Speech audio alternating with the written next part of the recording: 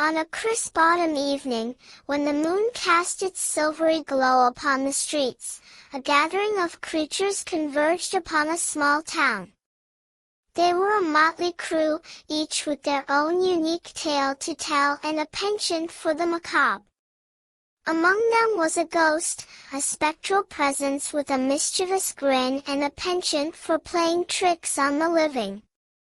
Next to him stood a monster, a behemoth of a creature with razor-sharp teeth and glowing eyes.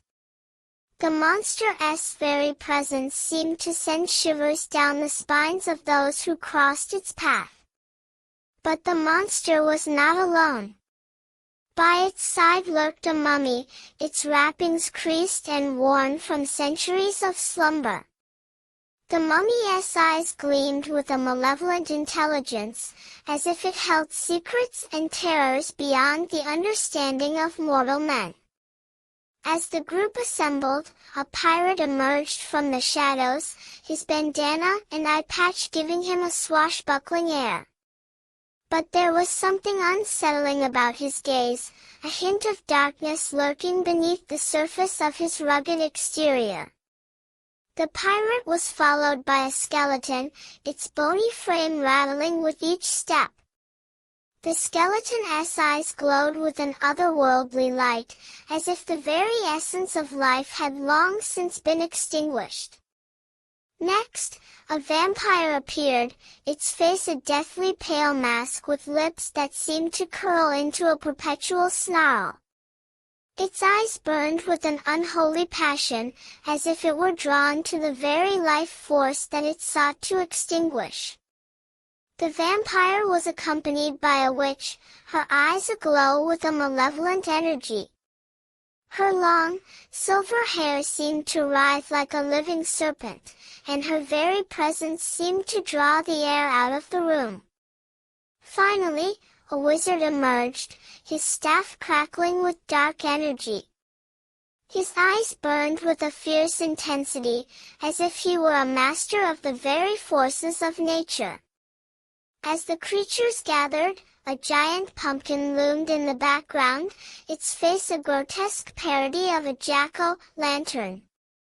The pumpkin seemed to exude an aura of malevolence, as if it were a portal to a realm of darkness and terror. Nearby, a haunted house loomed, its windows glowing with an eerie light. The house seemed to shudder and tremble, as if it were alive and in torment. Swooping through the shadows, a bat darted back and forth, its leathery wings beating with a slow, deliberate rhythm. Next to it, an owl perched, its eyes glowing with a piercing wisdom. But the most unsettling sight of all was the spider, its 8 legs twitching with an unnatural energy. The spider seemed to be watching the group with an unblinking gaze, as if it were waiting for the perfect moment to strike. Just then, a knocking sound echoed through the night air. Knock, knock. A voice called out, the words sending shivers down the spines of the assembled creatures. Halloween! The voice declared, as if summoning forth the very spirits of the season. Trick or treat! The creatures of the night looked at each other nervously, unsure of what lay in store.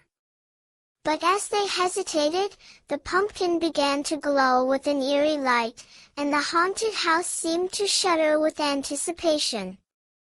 It was clear that this was a night like no other, a night when the boundaries between the worlds of the living and the dead were at their thinnest.